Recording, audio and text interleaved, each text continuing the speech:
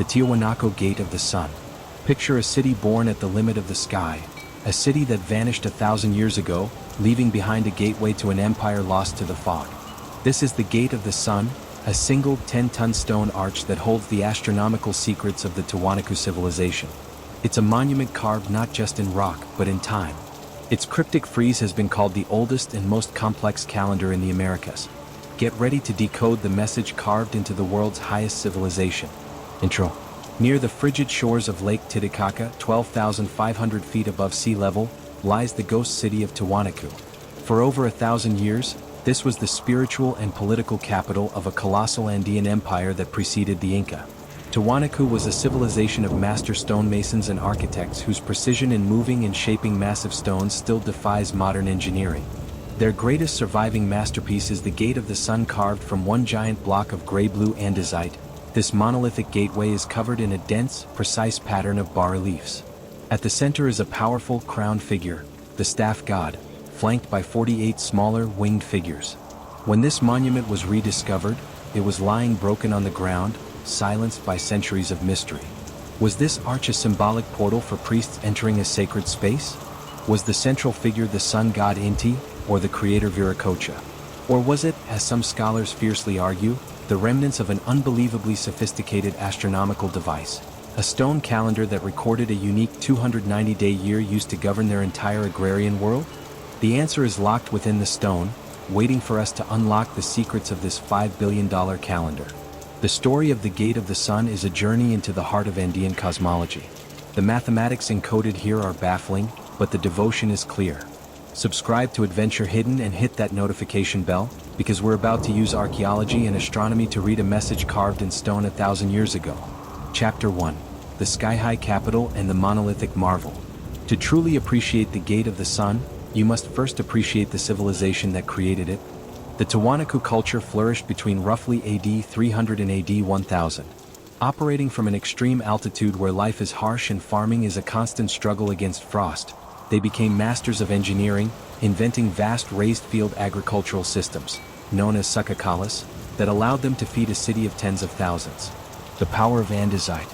The material used for the gate, andesite, is a dense, volcanic rock known for its extreme hardness. Sourcing this stone was an epic undertaking, as the nearest andesite quarries were miles away, across land and sometimes across the waters of Lake Titicaca. The ability to transport, carve, and polish this 10-ton block with such meticulous precision speaks to a level of engineering skill that archaeologists still struggle to replicate or fully explain. The lack of metal tools and the sheer complexity of the cuts suggest a mastery of stone and time that defines the Tiwanaku genius. The broken state. Crucially, when the gate was rediscovered, it lay on its side with a large crack visible today. This suggests it was violently toppled, possibly during the city's collapse around 1000 AD, or perhaps by Spanish looters who may have been searching for gold, though the gate itself is stone. Its original location is a major mystery. Most scholars believe it was a principal entrance to the large, sunken courtyard known as the Calisasaya, a temple structure explicitly oriented to mark the most important solar events. Chapter 2. The Staff God and the Spiritual Code. The frieze of the Gate of the Sun is its soul. It is one of the most frequently reproduced images from the ancient Americas, and every element of its design is a deliberate, spiritual code. The identity of the central figure. Dominating the relief is the powerful staff god, a human figure in a frontal pose, crowned, and holding a ritual staff in each hand. The deity is universally considered the central figure of the Tiwanaku pantheon. Viracocha connection. Most archaeologists connect this figure to the early conception of Viracocha, the great creator deity of the Andes who rose from Lake Titicaca in the darkness to create the sun, the moon, and humanity. Solar authority. The figure's head is encircled by 24 precise linear rays, which solidify his identity as a figure of solar and cosmic authority. The marks beneath his eyes, interpreted by some as tears, have led to the secondary title of the Weeping God, suggesting he may also be a rain or weather deity vital to the high-altitude farmers. The attendant army. Flanking the staff god are 48 subsidiary figures arranged in 3 rows on each side. These figures are not mere decoration, they are miniature versions of the deity, stylized and dynamic. Zoomorphic and anthropomorphic. They alternate between 32 anthropomorphic, human-headed, figures and 16 zoomorphic figures bearing the heads of condors or other powerful raptors. Action and direction. All 48 figures are depicted in a stylized running or kneeling posture, facing inward toward the central god. This directed movement is thought to symbolize the path of celestial bodies or the flow of ritual power emanating from the central figure. Was the Gate of the Sun simply a piece of impressive religious art, or was it a complex, functioning instrument designed to track the days, months, and years? The answer lies in the numbers 32, 16, and 24. Hit that like button if you're astonished by the precision of this ancient world, and tell us in the comments what you think the most powerful animal symbol in Tiwanaku was, the condor or the puma. Chapter 3, The Calendar Theory, Unlocking a Lost Year. The most compelling, though controversial, theory surrounding the Gate of the Sun is that it functioned as a sophisticated, integrated solar calendar, uniquely adapted to the Tiwanaku world. The archaeoastronomy. The theory, championed by early archaeoastronomers, suggests the number and arrangement of the 48 attendant figures and the 24 rays of the central figure are not random. The system, if decoded, appears to outline a calendar that differed from the one we use today.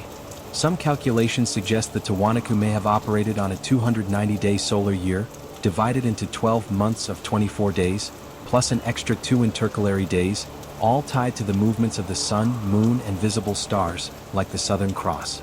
Alignment and the solstices. The adjacent Kalasasaya temple perfectly supports the astronomical function. Its corners and gateways align precisely with the sunrise on both the summer and winter solstices. During these moments, the light would have dramatically interacted with the gate and the enormous monoliths within the courtyard, creating a grand public spectacle of cosmic alignment and control. For a culture whose survival depended entirely on accurate planting and harvesting, a public, monumental calendar would have been the ultimate source of elite power. The mathematical precision. Consider the level of mathematical and astronomical knowledge required to create an arch that, when properly erected and aligned, could visually project a calendar system while simultaneously serving as a religious entry point. The fact that the frieze is designed with such crystalline precision suggests it was a tool, not merely a decorative wall.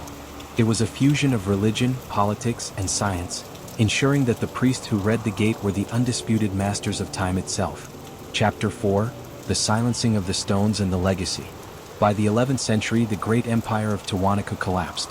The reasons are still debated, but the most compelling evidence points to a massive, protracted drought that gripped the Andes for decades. The very agricultural systems that once sustained the city failed. The fall. When the food systems failed, the political authority of the elite, the very priests who claimed to control the heavens through monuments like the gate, must have collapsed. The toppling and breaking of the Gate of the Sun may have been a final, desperate act of violence by a starving populace against the symbols of a broken covenant with the gods. The people abandoned the city, which was quickly reduced to windswept ruins. The Inca legacy. The disappearance of the gate's builders did not erase its power. The subsequent Inca Empire revered the ruins of Tiwanaku as a place of sacred origin, incorporating its architecture and cosmology into their own creation myths. The staff god of the Gate of the Sun became the predecessor to many of the later great Andean deities, including the Inca's own Viracocha. Though the Inca never rebuilt the site, they recognized the silent power of the stones. The unsolved mystery. Today, the Gate of the Sun stands upright, a monument to an ancient genius.